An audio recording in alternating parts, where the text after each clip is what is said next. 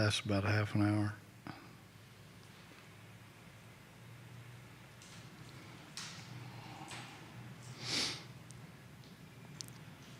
You hang out with the team very much? Not as much as I'd like to. I've Yeah. been kind of busy running all over which way, but I see him whenever I can and try to fellowship, whether it be a dinner or something like that. Right. So. Well, that's cool. Okay, guys, we're getting the channels up. We are now live on YouTube, ladies and gentlemen. We're going to have a fantastic program today. It's the Tuesday edition of the Jerry and Jerry Show, and Hootie Ratcliffe has got Paris Jones in the house.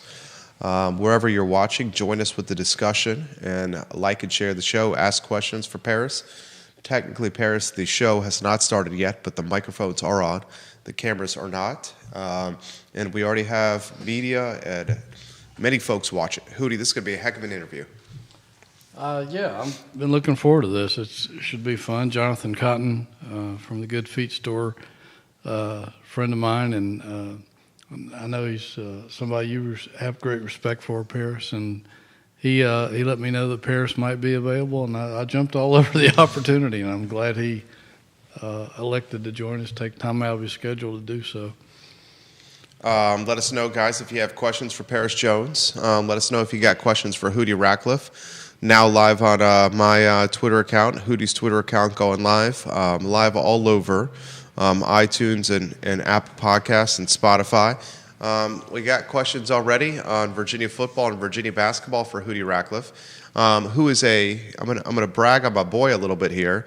Hootie Ratcliffe, a NSMA finalist, one of the highest honors you can have as a writer and broadcaster, a media personality, a media contributor, the National Sports Media Association, Jerry Hootie Ratcliffe on a short list for top sports writer in the Commonwealth of Virginia. Ladies and gentlemen, giddy up and get ready. We're going to hear from the Virginia Sports Hall of Famer and now a finalist. You've won this a handful of times already, Hootie. I have. I've been honored in the past to do so and feel very humble about that. And it's always nice to be recognized for your work, and I appreciate being mentioned. It's well deserved. Hootie's Twitter following live in action. Judah Wickower, we could start the program when you are ready, my friend.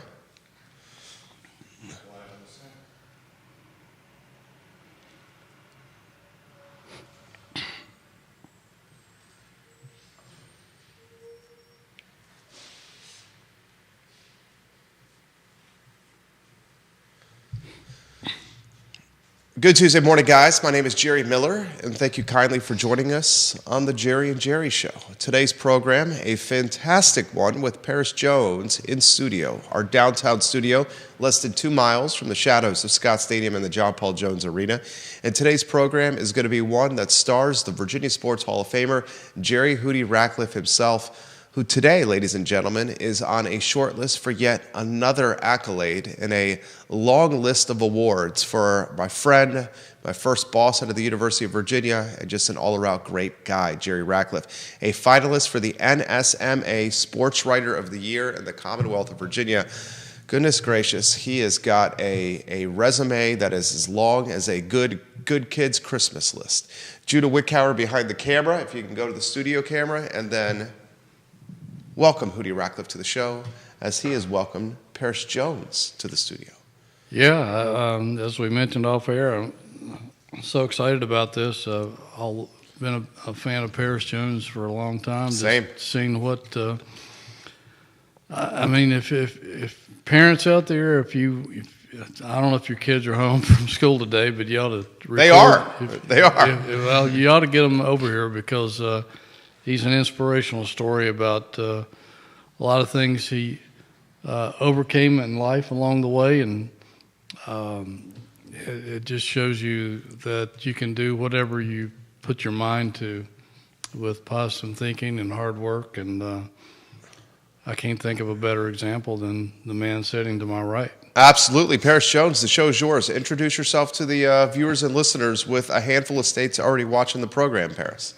Well, for one, thank you guys for having me on Absolutely. the show. It's a blessing. I'm grateful to be here. As I said, my name is Paris Jones. I just recently graduated with my master's from the University of Virginia. Congratulations. Thank you. I appreciate awesome. that. So now I'm just looking forward to giving back and giving as much advice as I can in hopes that I can help younger generations and people chase their dreams and know that they're accomplishable to go from being something that you look at only when you go to sleep to being able to see it when you open your eyes and walk through your day-to-day lives. You got a master's from UVA. What's that feel like? That's impressive, dude. Yeah, it's That's an beast. honor, man. It's an honor. Yeah. It's something that in my family hasn't been done before right away. So that was an honor as well to be able to kind of set a new precipice for my family.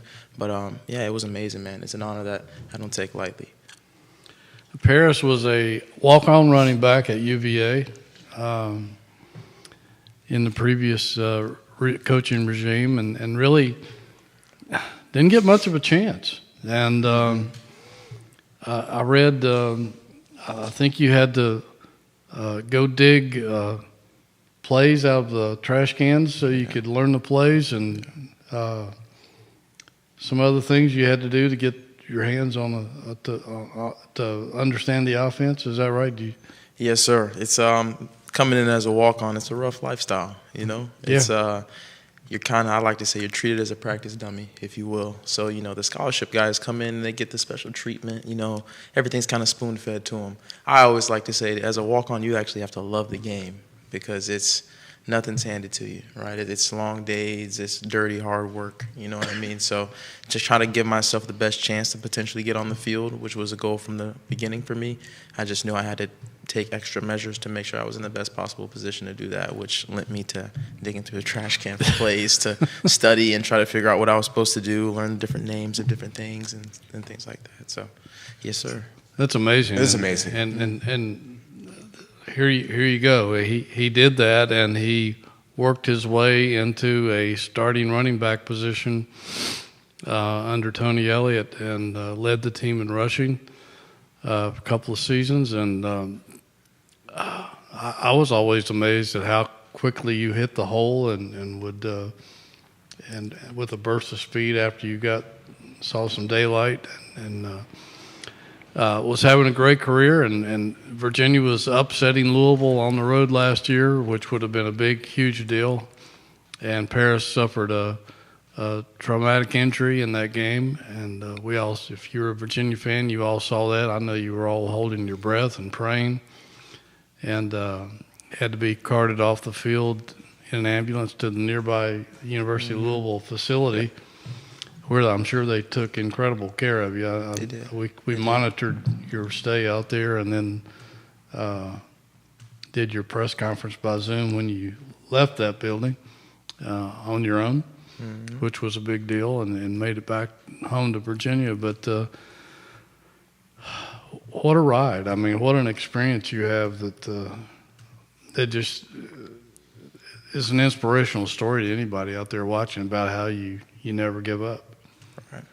Talk to us about the trials and tribulations. Oh, man, where to begin with that? Right? I like to say my whole life was trials and tribulations, Growing up, my mom was a single mom, so I watched her work and endure a lot of different things and sacrifice a lot, and she never made any excuses, which is something that she instilled in me and my brother. And then that carried on when my dad became involved. It was the same kind of mindset. He worked extremely hard for everything he has and never gave any excuses. I saw him go without as well, saw him endure long days when everything was hurting and different body parts would be aching, but he just did what he had to do, and he instilled that in me and my sisters on that side of the family. So it's just something that kind of became ingrained in who I am, and so when I come to trials and tribulations and different circumstances that would seemingly, tell me that I couldn't do something or that something wasn't for me, I kind of had the mental fortitude because of that upbringing to push through and know that, an obstacle is just life's way of testing if I actually want to do what I want to do. And understanding that, I really do want what I say I want. So any obstacle that presents itself is just a stepping stool in my eyes. Your dad was a military guy, right? He was. Yeah. Yes, sir, Army. Yeah, Army. Yeah. And I read something where you said you grew up in a part of Florida. I guess it was in the sort of the environment, not your home, but just the environment of that, wherever city that was you grew up. But you said a young man's dream where you came from. You were either going to go play college football, the NFL, or work at McDonald's. Yep, it was so high school football was kind of like our bright lights, our biggest stage, right? So everybody would go to the games on Friday, and then right after that, they would go to McDonald's and just congregate in the parking lot. And so for us, it was like that's all we saw, right? A kid can't be something that he hasn't seen before, he or she. So that's all we saw. So I was like, okay, that's what I'm looking forward to doing with my life, going to play high school ball and performing pretty well, and then working at McDonald's and hanging out. Arcadia, Florida, which is where I'm from, I call it an all-inclusive resort because you do everything there. Typically, people that are born there end up staying there the rest of their life and don't leave or venture out or go anywhere. So, yeah, it's a rough place to get out of. What's the Paris Jones legacy in Arcadia, Florida right now? Oh, man, it's hopefully one of hope. Hopefully one of hope. I still stay connected with some of the guys down there, and I try to motivate them and encourage them to do the same thing. Right, that's a big part of not only what I do in Arcadia, but everywhere I go is just letting people know, man, you can do whatever you want to do. So I try to motivate them to do that. I'm curious of this. How do you motivate and encourage in a way that doesn't come across as out of touch from, you were born there. Right. It's your stopping grounds. Yeah. How do you navigate or thread that needle? So everybody in Arcadia is kind of like a family, and I'm fortunate that my family is very, very involved there. So I go back and visit. I'm going back for Christmas to visit and try to spend time with as much people and many people as I can. So, and I stay connected in that way, so that they know that I'm not, no matter where I go or what's happening around me, I'm still that small town kid from Arcadia. That's cool. It's still the same Paris. I respect that. that. There's a lot of questions coming in here. This question's coming from Virginia Beach. Jerry, please ask Paris what went through his mind during the injury, immediately after the injury, and how he became the man today. He is today. That's a good question. So, a couple things. Immediately following that injury, I was terrified, as one could imagine. Being able to perform athletically and physically at a high level, and all in a moment's notice, you can't move or speak even really. It was a scary feeling, but I'm strong in my faith. So that was also instilled in me from a very young age. So I relied on that in that moment, said a little prayer, and realized that God was pointing me in a different direction, and I was comforted in that fact. Yeah, it was a scary moment. I'll never forget, obviously, but the fact that you stayed positive the entire time, not only there at that moment, but in some tough days that were ahead for you too, and it required incredible discipline and positive attitude, I would think. Yeah, it was, and that's another thing that I have to give credit to my parents for. It's, you could choose to be upset about everything. The same choice that you make to be upset and be mad is the same choice that you can make to be happy and be, optimistic. Optimistic, that. If you will. So I chose to try to make the latter, even in that tough situation. And, when you left the hospital and you walked out on your own, I know you weren't 100% recovered at that point. I still don't know if you're 100%. But Jonathan Cotton told me that you're an inspiration in this aspect as well, that a lot of people that suffered the kind of injury you had could have easily turned to painkillers, drugs, alcohol, etc., and let your life waste away, but you were never even tempted to go down that path. Just talk about the discipline it took for you to be able to fight to function the way you were accustomed to, and then to go on with your life and build something instead of giving up. Right. So once again, I attribute that to upbringing. One of the first conversations my dad and I had was one about purpose. You know what I mean? Like, what do you want to do with your life? Why are you here? What are you trying to do? And I think that's important for everybody to identify, because when life starts lifing, for lack of a better way to say it, that's all you have to fall back on is why you're living, why you're getting up every day, what gets you out of the bed in the morning. And for me, it was always, even since I was a kid, just to change lives. You know, I said that even when I was really, really small, is that I wanted to impact the lives of generations coming after me in a positive light, in a way that shines light on the one above for my religion. And so that's why, you know, in that moment, no matter the pain that I was feeling, I knew my purpose was always going to be greater than whatever pain I was enduring in that moment. So I just focused on my purpose and knew that, you know, I was walking in it and about to walk into it. And I was hopeful and comforted in that. You got comments coming in left and right here. This is from John Blair. Please tell Mr. Jones that so many of us view him as a beacon of hope in the greater Charlottesville area. What a fantastic young man, Paris Jones. Comments all over the stream about you, Paris. What's it mean to hear this feedback from the Charlottesville community, from Wahoo Nation, from multiple states watching you on the show right now? Man, it's affirming. You know, it's you always like to hear that validation that you're walking in the right direction, in the right light, and so it means the world. You know, I don't even know if I could coin it properly with words, but it does a lot for me. So I'm grateful for it. What's the plan for life moving forward professionally? How about we start there? So I'm motivational speaking / inspirational speaking, and trying to grow that as much as possible, because that's where, and honestly, in a way, it's kind of therapeutic for me in telling my story to different bodies of people and groups of people and watching how it impacts them. So doing that, and then eventually later on down the road, I'm going to want to create my own nonprofit, kind of for kids who began like I did, you know, in those towns where you don't know what's out there. You don't know what you could be. You don't know, the possibilities. And so I want to provide a vehicle that shows them that, but not only shows it, but gets them there as well and gives them resources where they may be lacking. Because, man, everybody can do something great no matter what it is. I truly believe that. So I want to be a part of it as much as I can in fostering that. You were also, a lot of people may not be aware of this, but you were Mike Holland's roommate, I guess, during all that tragedy as well. How did you help each other, you leaning on him and him leaning on you for both of the things that you guys had to endure? Right. I mean, that's my boy, man. That's my brother. So in those times when he was dealing with the situation, obviously, and still dealing with, because you don't ever get over that, and every time I say, you got to pay respect to those three. I'll love them forever. Their memory will live on forever. But with Mike, it was just, letting him know I was there, because Mike's a strong guy, as evident in how he's been walking after that tragedy. But I just let him know I was there for him, whether he needed, and kind of gauging it. I lived with him, so I got to see the different emotions that he would go through.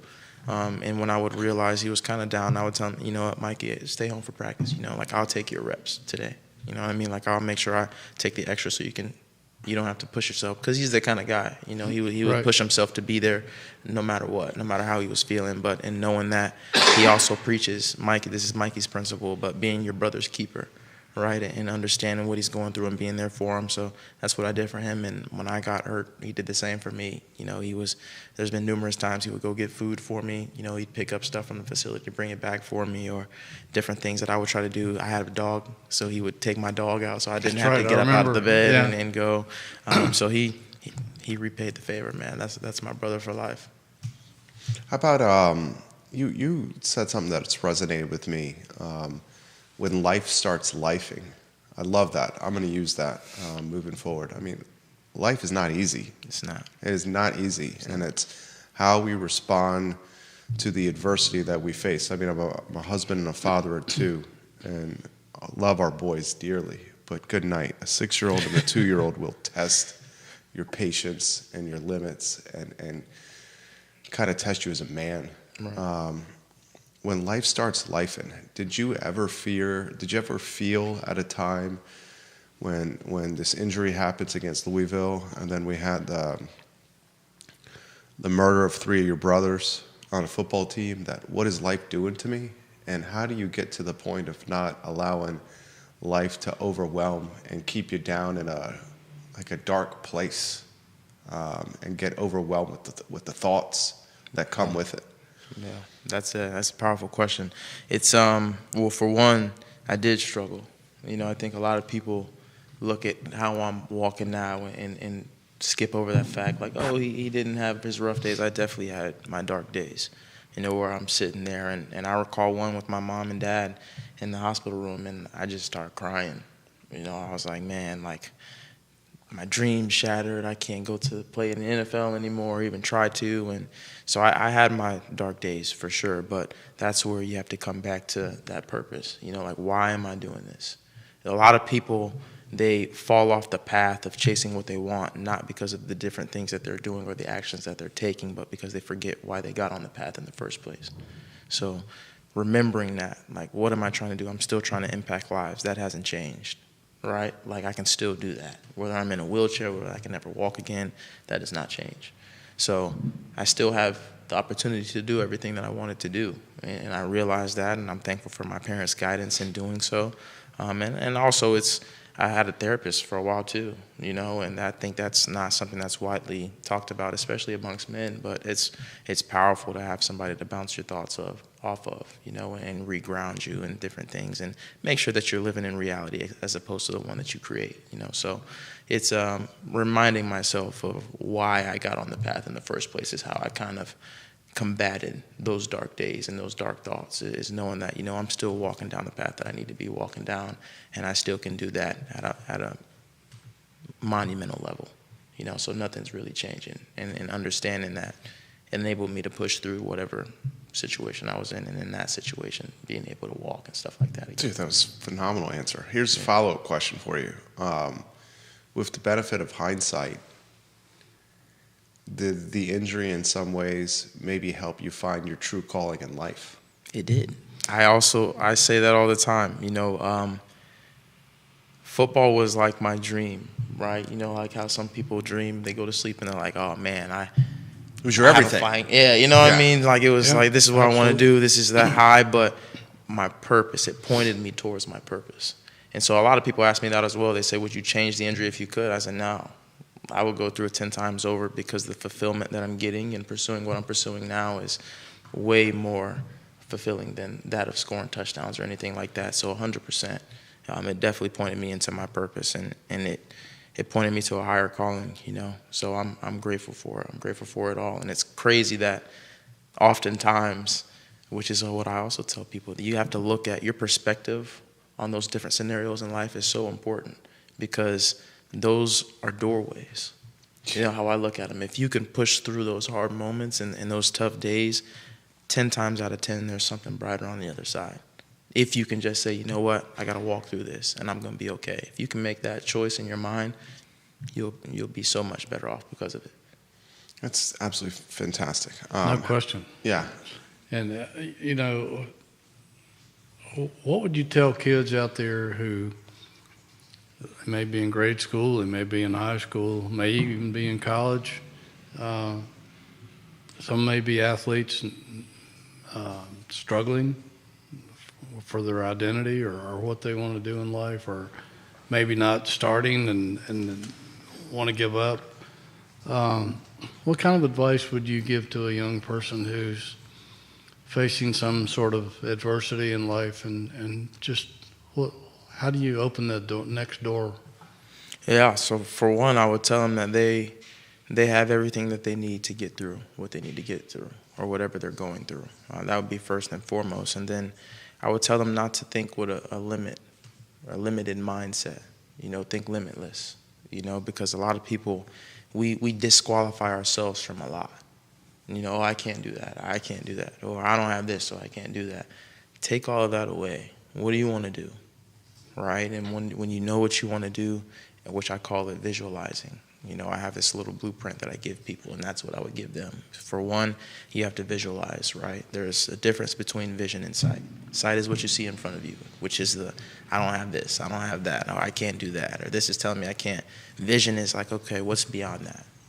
Like, what can you see that's not in front of you, that doesn't look possible?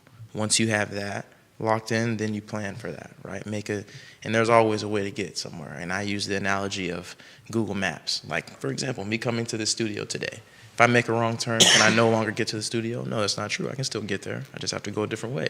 And if I make another wrong turn, I can still get there. I just have to go a different way. So it may take longer or different things like that, but you can still get to the destination. So plan how you're going to get there. And then after that, you have to believe, right? That's crucial. We live in a world that sucks the belief out of everything because of what they see. Man, you have to believe. You have to believe even when you don't believe. And in doing that, it gives you the extra energy or the extra push that you need to execute, which is the last step. Do what you need to do, follow your plan no matter what is in your way. So I would give them that and tell them that they are enough as well. Like with this world, oftentimes with social media and things like that, tells our kids especially that, they're not enough and that they need to be different or they need to look like this or they need to do that. You are enough exactly how you are, 10 times out of 10. You don't need anything extra. You don't need what they have. You don't need what she or he has. You have everything you need, and you are perfect that way. And you can do whatever you want to do with everything that you have. So that's what I would give them. If you're looking for an inspirational speaker out there, I think you just found one. Absolutely, absolutely. Comments continue to come in. I have a follow-up question for you before we get to some comments from around the country here. What was the plan for Paris Jones prior to the injury professionally? Was it to go as far as football would take you? It was. So I actually had that was my lifelong dream, to go play in the NFL. Now, obviously, I wasn't going to get drafted, if you will, but I had a couple free agent opportunities that, my coaches were communicating back and forth with different teams about. So I was going to pursue that route and kind of retake on the role of being a walk-on again in the NFL and trying to make my way. But that was the direction that I was going to sell out for prior to the injury. Okay, respect. Okay, so these questions are coming in. Can you ask your guest what his undergraduate studies and his master's studies have looked like and what has taught him into becoming the person we see today on the show? So my undergraduate degrees were in African American Studies and English with a specific focus on poetry. And then my master's degree was in educational psychology. And why those courses? Because I didn't plan on doing the African American Studies one. My professor actually presented that to me and said I'd be really, really good at it through some different papers that I've written. But English has always been a passion of mine. I write poetry on the side when I can, just about different emotions that I'm feeling. And then my master's in educational psychology, I wanted to do that to understand how different educational platforms and organizations worked. Because creating a nonprofit, I want to see how I can build off of that and add to it and understand more in depth of how things work so that I can give it back to those kids who may not understand it. So that's kind of how that played a part into what I'm trying to do today. You mentioned before the show that Charlottesville's home base. Is that a potential home base long term, or is that to be determined? Oh, it's to be determined, but I love Charlottesville. It's been home for the last 6 years, so we'll see how long that continues on. Who knows? I may end up staying. I'm not sure yet. I got a question as someone who's in the branding and digital business. What's the plan to scale your brand? Your brand as a speaker, your personal brand, and then you mentioned potentially launching a nonprofit. Right. So Mr. Cotton's helping with that and trying to expand that, and I'm always looking for ways to expand the outreach as much as possible. And my dream with what I'm doing now is going to start local, right? But I want to take it as wide and as broad as I can, whether that be global and even outside of the country as well. So I'm always looking for ways to expand and different ways to brand. Jonathan Cotton is such a good man. Yeah, he is. He is. Did you see amazing his? man. I saw. He may be watching here. I saw his tweet following the SMU loss, where he had 7 or 8 bullet points from an entrepreneur's perspective on how to potentially improve the brand that is Virginia football. And he used his business acumen to apply it to a collegiate athletic program. And I was just taken away with the time he put into the tweet and how he genuinely is so personally invested in the best of this program. He just cares about it. He's passionate and he's brilliant, and everything he does is channeled in the proper way. And they should listen to him because the man knows he knows all about success. Everything he touches turns to gold. Yeah, the Midas touch. Yeah. Well, Paris, what are your thoughts on the program, the state of UVA football right now, if you may? Yeah, I think it's on the rise. We talk about growth, right? Sometimes people look at growth and say, "Oh, I want us to go from 1-10 to 10-1 in 1 year." When in actuality, that doesn't always work. And I think a lot of people use comparison, but comparison is a thief of joy, right? So you can't say, "Well, they did it, why can't we?" It's hard building a program, man. It's hard to go out and win a ball game. Everything has to go right. Everything has to go in a certain way. And I think Coach Elliott has the formula, and we're seeing that in evidence of the record improving and things like that. So it's on the rise, and the different pieces are coming in. I believe in Coach Elliott and what he's trying to do. So I just ask the Wahoo faithful, stay on board with him, because he's cooking something special, and growth is growth. So you can't take that away, and I think he's an amazing man, an amazing leader. And I think the pieces around him support that and support what he's trying to do. And I think it's only a matter of time before UVA is everything that it could be and that we want it to be. Why'd you pick UVA out of Arcadia, Florida? Could have gone to Yale. Man. Could have gone to Yale, right? Could have gone to Yale. Yeah. So I didn't go to high school in Arcadia. I went at Episcopal up in Virginia because my dad was stationed here at the Pentagon. But, man, it was a dream. And it was Yale had given me an opportunity, and UVA had presented another opportunity right Hard to before. turn down Yale. It is, Yeah. and that kind of sounds crazy to say, but it was a dream, and I talked to my parents about it, and I wanted to bet on myself and take a chance. I believe that I could do it, and I've always been a hardworking kid, a dedicated kid, so Coach Howell came to me and said that he would give me an opportunity, and I would get whatever I worked for. And I was like, you know what? This is something I've always wanted to do since I was a kid. I believe I can do it. I'm going to prove to myself I can do it. So. And you did. Yes, he did. Yeah. Yes, he did. Mm-hmm. So give us a breakdown of what's next. I see you. I've spent 30 minutes with you here, and I get the impression that anything you put your mind to, you can accomplish. It's clear as day that that's the case. What's the flip book? You're a goal-oriented man for next 6 months, next year, next few years for Paris Jones. Right. So the next 6 months is just about building my speaking platform and really expanding my reach as far as it can go, whether that be, traveling to a multitude of different states or different things like that to garner more opportunities to speak in front of bodies of people and try to give them a message of hope and inspiration that they could take with them. Year-long wise, I'm kind of currently in the process of trying to write my own book. And get that out as well, just about different life experiences that I've endured, and once again, just a different vehicle to kind of teach and give to people. So that's the next year outlook, I would say. Do you? These questions are coming in for you on what your thoughts are on the state of college football today with the transfer portal and with NIL. And this is an intriguing one that's come from North Carolina.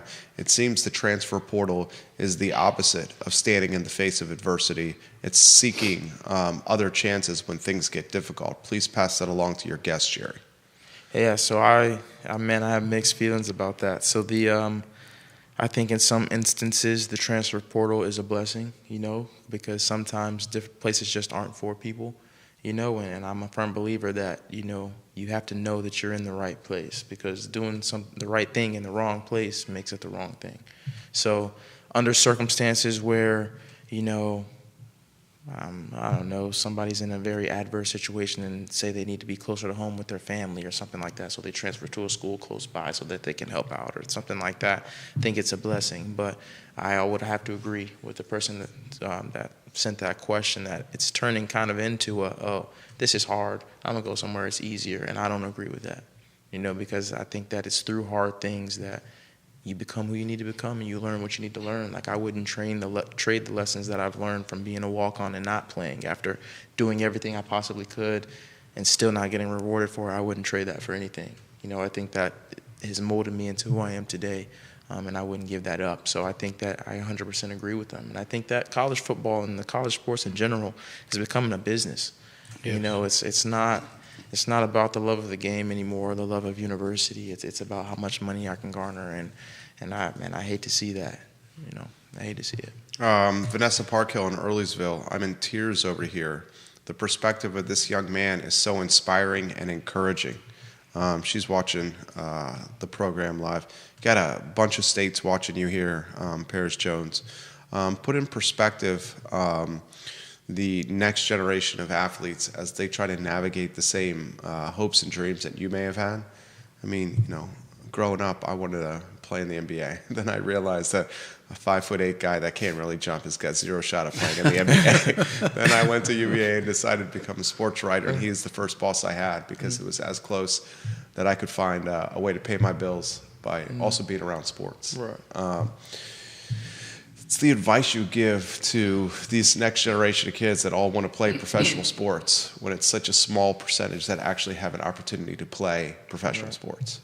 Man, I would tell them, well, for one, I would never tell somebody not to sell out for their dream, but I would say to make sure that you don't close yourself off to development in other areas, right? Because even if you do make it to the league in whatever sport you like, everybody has to hang up the cleats at some point, and you're going to have to do something else. You can't play that sport forever. So don't shut yourself off to different interests that you may potentially have as you're chasing your dream, which I highly encourage you to do. Sell out for it. But make sure that you're not closed off, and make sure that you allow yourself to expand and branch out into different arenas to see what you enjoy and what you wouldn't mind doing. So that would be my advice. It's not to become one-minded, yes, and focused and driven, but to also pay attention in your peripheral to different things that may spark your interest. How about, and then Hootie, I'll throw it to you here. How about the perspective you can share as a undersized tailback playing football at a very high level? I mean, it reminds me of the phrase, it's not the size of the dog, it's the size of the fight in the dog that matters. Mm-hmm. Yeah, it's about heart, and I tell people all the time, I'll go to talk to some different teams, and, I'm talking to different 5 stars and things like that, and they're huge. And I would tell them, man, listen, you couldn't beat me in anything.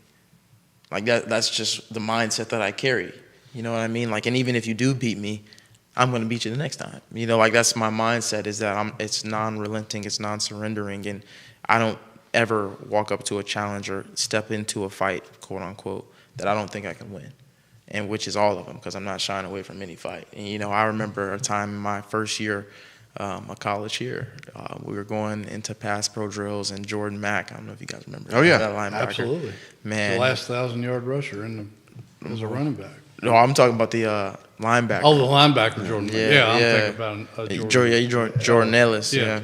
So he came through the hole, and of course, he knocked me on my butt. But I got up and I told him, I said, I'm gonna knock you on your butt next time. And he kind of looked at me kind of crazy, and I was like, I'm not going anywhere. I'm not backing down from anybody. So I would just say it's hard, thinking that you can win and truly believe in that. And my dad used to always tell me that it's hard to beat a man who shows up with his mind made up that he came to win. There you go. So every situation I showed up to, I always believed I could win. I was confident in it and did whatever I could to make it come to fruition. You know what? How about this? Coaching. You ever think about coaching? Yeah, I have, but in this season of life, I don't know if I would be a coach. I know Mikey, he's GA-ing right now, so I'm kind of living vicariously through him. Yeah, in Mike that Collins, sense. folks, yeah. Yeah, Mike Collins, and he tells me about it all. But maybe later on down the road, I definitely see that for myself, but I would probably have to go at a younger age. I would maybe coach Pee Wee or something like that, where those kids, they're not getting any money, they're just playing because they love the sport. Yeah. And so I would probably go back at a fundamental level if I were to coach. If there's any young athletes watching out there, and I hope there are, I don't know how you can listen to this man and not be inspired, but another aspect that you probably want to say to kids is that even if you are a good athlete, make sure you get a good education, because like you said, you never know, the next play could be your last, or even if you go through your career unscathed, at some point there's an end game, and you can't play anymore because you're too old or whatever. But you got to have something to fall back on. Right. You do, and your education is paramount. You know, like my parents always preached that to me, that you got to have the grades, you got to have the grades, you got to have the grades. And even here, I was thankful and grateful that I had very, very positive academic role models, academic coordinators. You know, Deshaun Lawrence, I mean, he saved me, man. When I first came into college, it was a shock for me because, you know, I came from a very controlled and kind of coddled in a way environment to just everything at your fingertips. So struggling with that adjustment, but he helped me out throughout that, you know. So having an education that's what carries you. No one can take your degree away from you. You know, no one can take your education away from you. So you have to get that. You have to make sure you prioritize that. And it's the complete package, right? Those athletes who may be watching, you're not going to get anywhere if your grades aren't good. You know, like it's just not going to happen. So having the grades to back up your physical capabilities is 100% necessary. Absolutely. What's the Paris Jones book look like? Man, give us the back cover, few paragraphs of what the book would be. So it's for one, it's going to be a series, right? So each of the blueprint, it's going to be one on each book. So one about vision, right? And where that originated from me, going back to the roots of Arcadia, Florida, and seeing the different things that I've seen and understanding what it would take to change that, right? And starting at a base level and then carrying that vision throughout the different tribulations that I've encountered in life and how that changes or how it's impacted or affected. And then the next one would be, you know, planning and how does that plan take place. And so it's geared towards giving you an entirety of a blueprint, but an in-depth look at each step that is required throughout that blueprint to help. I see an entire brand here, man, like a brand that's based with a desktop and mobile website, maybe an app tied around your name, Paris Jones. I see you publishing poetry on that platform, daily blog content. Yeah. I could clearly see a podcast that you could host and interview other people, podcast where you're monologuing as well. Then you could create the long form content on that platform. You can maybe do a paywall portion on that platform where people subscribe to it as a revenue stream. Then a nonprofit could offshoot off this content platform. I mean, I see so much upside here. Hootie, I think this is one of the best interviews we've ever done. Oh, no question about it. And I knew it would be because having covered his career at Virginia, a lot of us sports writers were just in awe of what he was able to do, to overcome. I mean, he was on. We kept seeing his name on the roster for a long time and never really saw him play. And then all of a sudden, here he is starting, running through people, running over people, and running around people, and we're just amazed at where's this kid been? So and just listening to him talk in interviews and post games and etc. Very impressive individual, no question about it. How about Paris, with a lot of folks watching here, maybe some closing thoughts for the viewers and listeners, where they could find you, maybe how they can hire you or book you as a motivational speaker. Yeah. Hire this guy. And anything you want to talk about. Yeah, so I have a website, parismjones.com, that you can book me at and learn more about what I speak about and more about my story. And I would just leave people with the note that you can do anything. You know, anything that you put your mind to. It's extremely impressive the power that we hold as human beings. And I think that we barely scratch the surface of it on a day-to-day basis. So tapping into what you want to do with your life and what you want it to become, who you want to be, and chasing that relentlessly, you know, and also being in a space to give back to others in your life. I feel like we all oftentimes are moving so fast that we forget those around us. So try to touch as many people as you can, give them a smile or check in on them, you know what I mean? And by doing that, it creates a positive culture driven towards, you know, becoming the best version of ourselves that we could possibly be. And if we do that, man, our society will flourish. So highly encourage you to chase your dreams because you can accomplish them. You know, there's none that aren't accomplishable. And to know that people are enough as the way they are. They don't need to do anything outside of their beings. They don't need to try to do anything extraordinary. They already are extraordinary. You know what I mean? So being that and walking in that is paramount. yeah, man, if I can come talk to anybody or anybody wants me to make a video or something like that or anything like that, I'm open to everything. I'm all about giving back in any way that I possibly can. So just connect with me, forgive me, and yeah, we can go from there. Civic clubs, churches, schools. Anything. I know there's sports clubs all around the state of Virginia. If you're looking for a speaker, he's sitting right here. Absolutely. I'm on the Paris. You're fantastic, man. I'm absolutely impressed by this 45-minute interview we just did. I'm on his website. It's ParisM as in man Jones.com. ParisMJones.com. Check out the website and just dot the I's and cross the T's on what this man has to offer, which is quite a bit of upside, folks. Paris, I am truly grateful for your time today. This was an excellent interview, sir. Thank you. I appreciate it. Thank you guys for having me on. Yes, thank you Absolutely. so much for taking some time out of your schedule. We appreciate it. Of course. We know you got things to do, but it's gracious of you to come by and share your thoughts with us and your inspiration. Absolutely. Yeah, it's a blessing. Thank you, Thank you, guys. Paris. Judy, if you want to go on a two-shot here, Hootie and I are going to talk some football and basketball. Hootie, such a fantastic interview that you helped line up. Jonathan Cotton, we thank him as well for helping set this interview up. Absolutely. Just an absolutely A-plus 45 to 50 minutes. Dot the I's and cross the T's if you could, Hootie Ratcliffe, on what we just heard and saw there.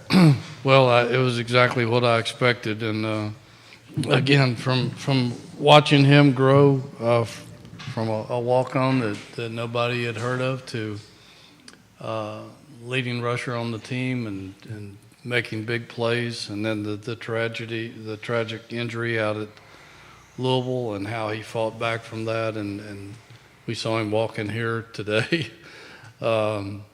Just a walking inspiration. And I mean, this is what sports to me has always been about, is overcoming adversity. And when you get knocked down on your butt, get back up. I think that's something that sports teaches people that nothing else does in life. And he's a perfect example of that. And just showing you, he's not the biggest dude in the world, but he's got the fight of a Doberman Pinscher. He's the kind of guy that you want in your trench, in your on your football team or on whatever team that you have. He's just the kind of guy that you want to be around. Yeah, absolutely, Hootie. Absolutely. This football team's in the trenches, and they need the fight of a Doberman pitcher on Saturday in Blacksburg on 8 o'clock kickoff, ACC Network, prime time. Two football teams that are fighting for bowl eligibility with identical overall records. Hootie, one thing we know about you certainly more than me, Blacksburg in the winter is not a place I want to be. No, I've been there.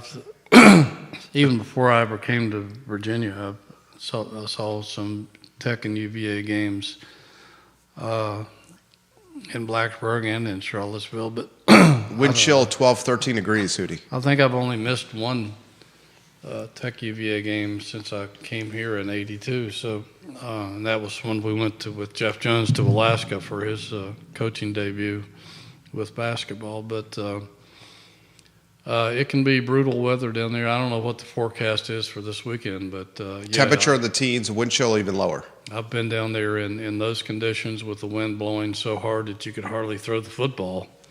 And it can be brutal. There's no question about it. But that's part of the game, and they've got more things on. I mean, this is for everything that some of these guys have dreamed of: going to a bowl game, and getting this football program back to even par, so to speak, at 6-6. The chance to have a winning season, really, if you go to a bowl game. And that's what a lot of these guys on this Virginia roster came back for. Cam Butler, 7th year, I guess, in college football, and he could have walked away. But he wanted to come back and help turn this thing around. And so did some of the other guys that are back for a 5th or 6th year. And they've made strides in department, and I would think that they're obviously a touchdown underdog, and everybody knows the history. Virginia hasn't won there since 1998, and I would think that they would take all those things under consideration. I would think that they still have a burning desire to make up for last year's embarrassment here at Scott Stadium when they were blown out 55-17. One of the worst performances I've ever seen by a Virginia team in my career. And I would hope that still stings with these guys, and that they want to go down to Blacksburg and try to make amends for that, and get this program back to a different level than it's been the last few years. Anthony Colandrea has come under fire. I don't think a lot of the crossfire he has currently faced has been fair. The man is running for his life. I understand he's made some bad decisions with the football of late. I understand the offense has struggled of late. And I understand when you're the quarterback, you get the glory and you get the hate. It comes with the position. Anywhere you want to go on Anthony Colandrea, the first question I have for you is he the man to lead Virginia against the Virginia Tech Hokies? Is it Tony Muskett? And then the follow-up question to that would be, if it is Colandrea, what does he have to do to turn this around?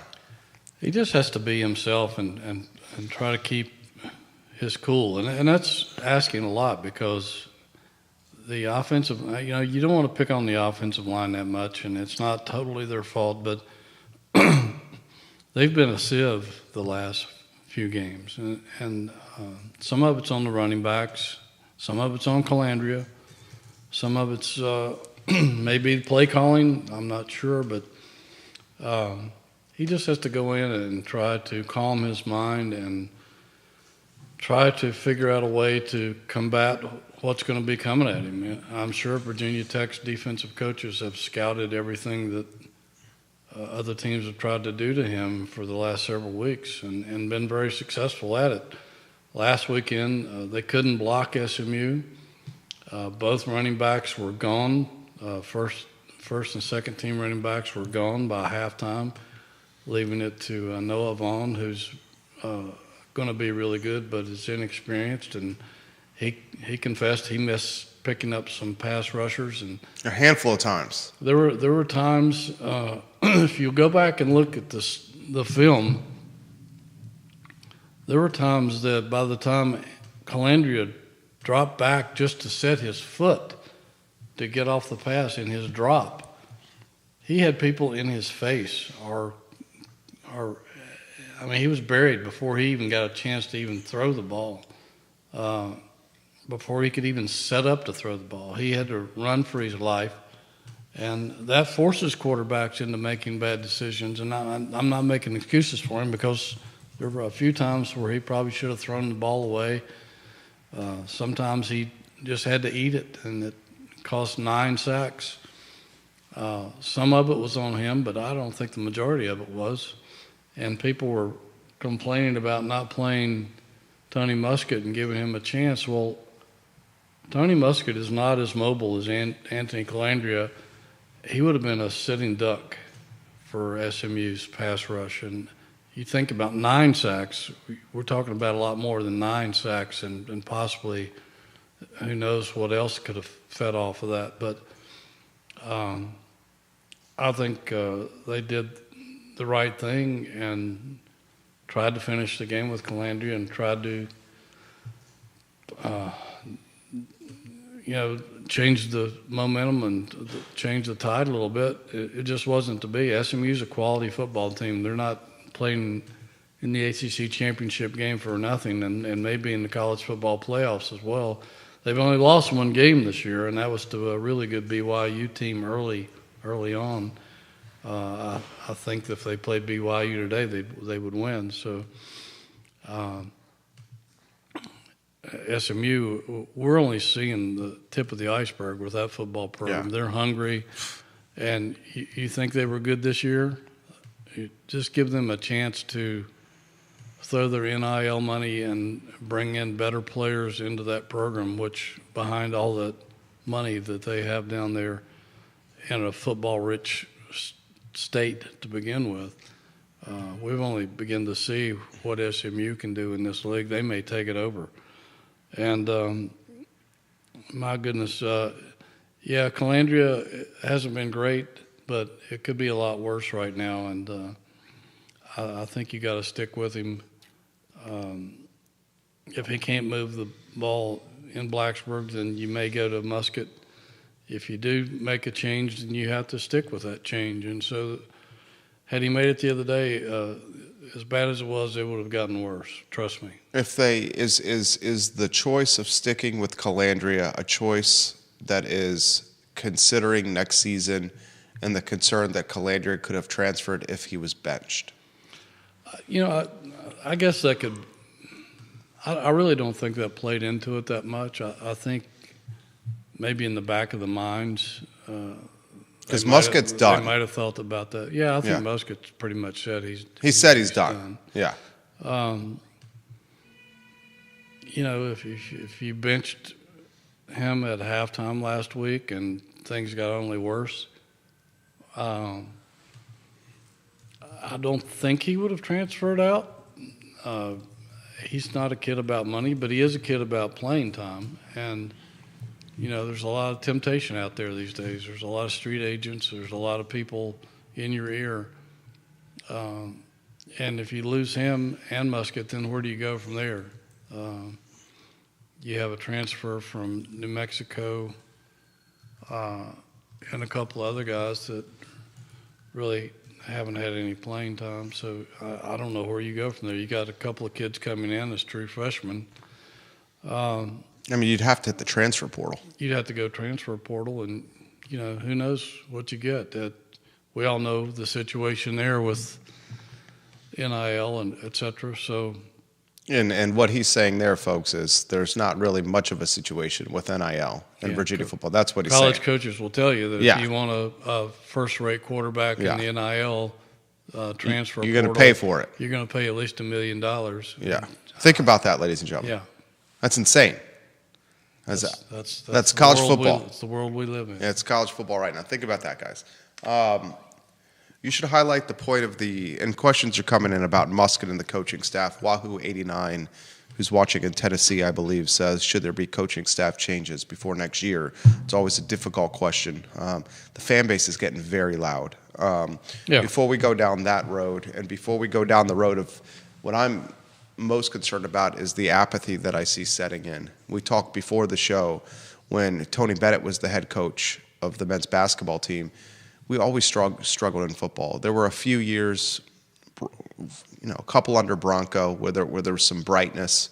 Early Al Groh era had back-to-back Continental Tire Bowl wins. They went to like 6 bowls under Al, I think. Yeah, and then they started struggling, and then it's been a little downhill since. But as a fan, we always said we have Tony Bennett, we have basketball, and Tony we trust. So we were able to overlook the struggles of football, almost expect the struggles of football because we were a basketball school. Now a lot of us are wondering what's going on with the basketball team. And they have another matchup. It's Manhattan tonight. Right, 7 o'clock tonight, ACC Network. 7 o'clock tonight, ACC Network. I want to talk about that, the apathy. But before we do, the roster attrition, graduating, exhausting eligibility. This team is losing a hell of a lot of people. Yeah, it's a very senior plus laden football team right now. I think they're going to lose 40 to 43 guys off the roster, if I'm not mistaken. And that doesn't even count the people that may decide to explore the portal.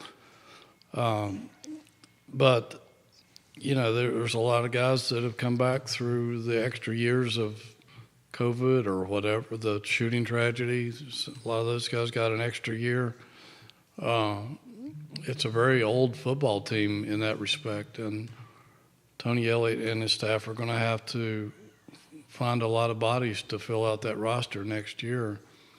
And we've talked on this show before about the limitations of the portal. with Tony telling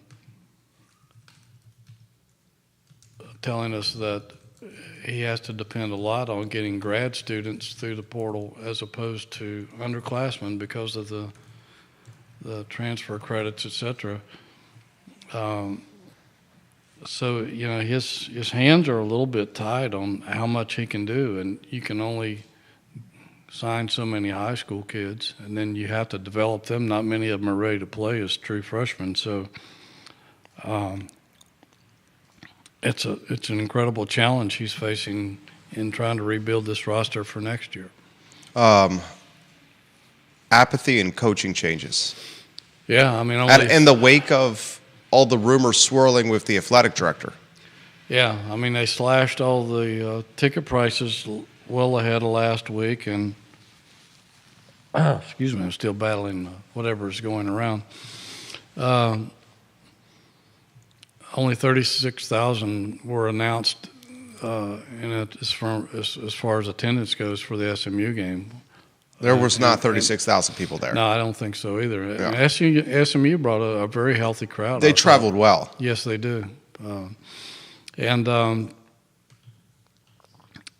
is a ton of apathy surrounding the program, even though they have improved.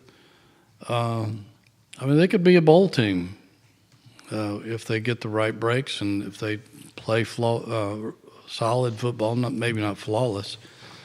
But, I mean,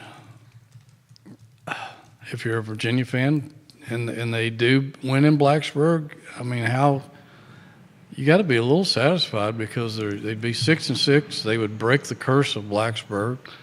They would beat their arch enemy, putting more pressure on that fan base on what they're going to do. You beat Virginia Tech on Saturday night. And you're in a bowl game. In Blacksburg. You get to a bowl game. The coaching staff is safe. And you chalk this up as a successful season and arguably one of the best wins in the last 25 years. I don't know if I'd go that far. 20 years? I mean, when's the last time? Was it 98 they've won in Blacksburg? Yeah. I mean, think about that. Emily, my 26-year-old granddaughter, who's probably watching this show, she was born a month before the game when Virginia came back and won that game. And so all I have to do is look at her, and I know how long it's been since they won in Blacksburg, and that's a long time. Not aging you, Emily, but in football terms, that's a long time. That's a generation. That's a generation. Yeah, more than a generation. Yeah, and so it would just be huge for the program if they could end the season on that note, end the regular season on that note, and qualify for probably a cold weather bowl game in New York or Boston or Annapolis or somewhere. But these players would be thrilled to death. Most of these guys have never tasted a bowl game or anything like that. Well said, Hootie. Final thoughts with the Manhattan Virginia basketball game tonight. Was it John Paul Jones Arena, ACC Network? Yeah, well, the Jaspers come in at 3-2. Virginia's 3-2. I think Manhattan's they've won 3, and I think they won all their home games. I think they beat Army for their latest win. They're not a bad basketball team, but Virginia, they're essentially a rent-a-victim, as I like to call them, and Virginia should be able to win this game and get back on the winning track after what happened in the Bahamas, and hopefully that stays in the Bahamas. But, they were exposed to big-time college basketball, facing Tennessee and a good St. John's program. And their warts were exposed, perhaps a few more warts than they even realized. They're going to have to go back to the drawing board and try to fix some of those things. Some of those things I think they can fix. Some of them, it may take a while, but they learned what happens when you go up against a team that's got a little higher caliber athlete than you do, and that's just a lesson about where Virginia basketball is right now. They've got some good basketball players, They don't have a lot of athletes on But this a roster. lot of those other teams had not only good players but better athletes. Yeah. And very athletic, very strong, very fast. And they were exposed, and that's just where they are right now. And that's, they missed out on a lot of those guys that they got visits from and tried to recruit, and were in the final 3, 4, 5, even 2 for a couple of them, and just lost out on them for whatever reason. I don't know if it's NIL or something else, but even though they've upgraded the talent on the roster, they still aren't in the elite in terms of the nation, in terms of attracting basketball talent. The warts I saw outside of Day Ames, there's not many guys on this roster that can create off the dribble to get a shot. No, there's not. I mean, it's a problem. It's Day Ames that can create off the dribble and get shots for himself or others, and no one else. TJ Power has been non-existent since he's transferred from Duke and come to UVA, and he came with a lot of hype as a stretch big. And frankly, they need TJ Power to step up defensively as well. He's proven to be a bit of a liability defensively. They need his height on the roster. Rhodey's been a pleasant surprise. I got to give Rhodey some props, especially with how he was treated by the fan base last year. Yeah. He's been a pleasant surprise. Teams are again gearing up on McNeely. Yeah. Where if he's shooting the ball, it's feet behind the 3-point line. As opposed to coming off screens, catch and shoot right at the line.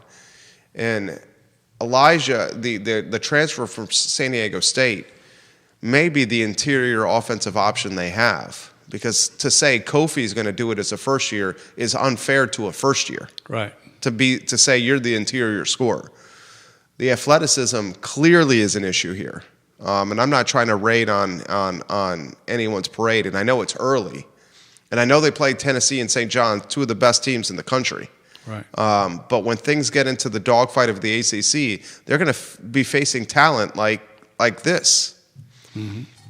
Yeah, and some people have criticized the ACC and say they haven't kept up with the SEC in terms of attracting that the ACC has basketball players, but the SEC has athletes. And I think there is some truth to that. Seth Greenberg pointed that out to me 2 years ago. And because the SEC is spending tons of money on upgrading their basketball programs because they can now. And not to say the ACC hasn't, but you can look at the styles of play and it's a little different. And but you're right. And Virginia's not the most athletic team in the world.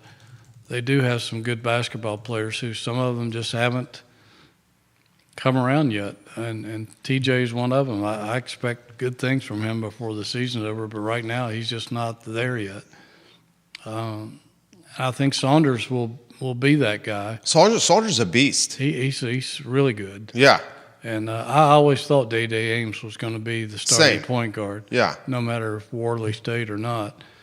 And Blake Buchanan, I've noticed there's a little more aggressiveness, a little more physicality to his game. He's still not where he needs to be.